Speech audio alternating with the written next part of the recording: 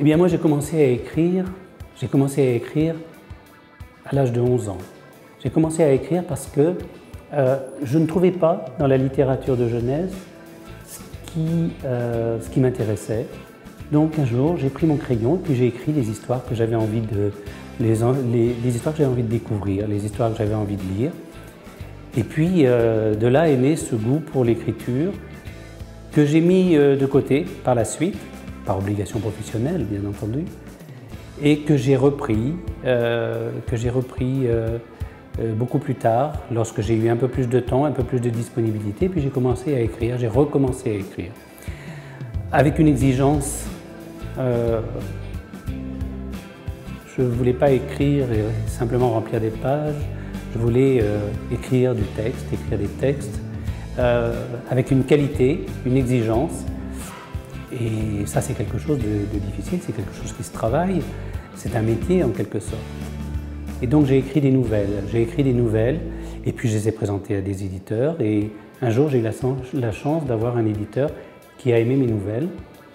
Je crois qu'il a eu raison d'ailleurs, parce que le recueil de nouvelles, qui s'appelle Lignes de vie, a été honoré du prix Gustave Flaubert en 2013.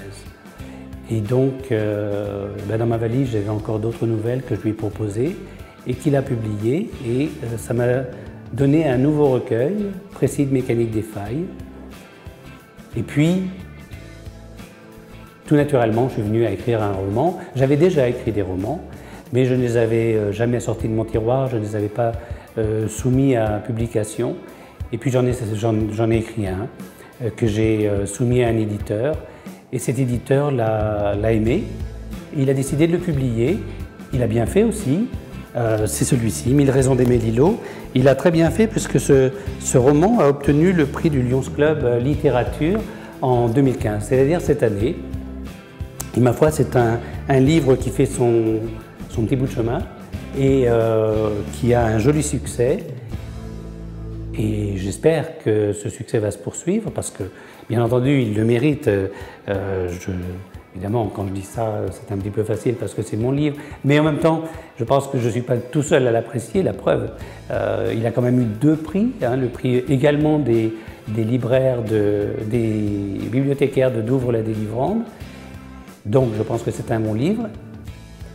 Pour l'année prochaine, un nouveau roman devrait sortir, toujours chez mon éditeur, mon cher éditeur, Cogito, qui est un jeune éditeur, tout nouveau dans la partie, mais qui est très très énergique. Et donc un nouveau roman devrait sortir sur une histoire très très différente. Et donc une histoire de famille, qui n'est pas une histoire normande, parce que je n'ai pas non plus la vocation à écrire sur la Normandie, même si 2 de mes livres se déroulent en Normandie. Je souhaite aussi élargir un peu mon champ géographique, on va dire. Donc un roman de famille, un roman, une histoire de famille, donc pas forcément simple. Les histoires de famille ne sont jamais très simples. On sait très bien qu'il y a des secrets plein les armoires.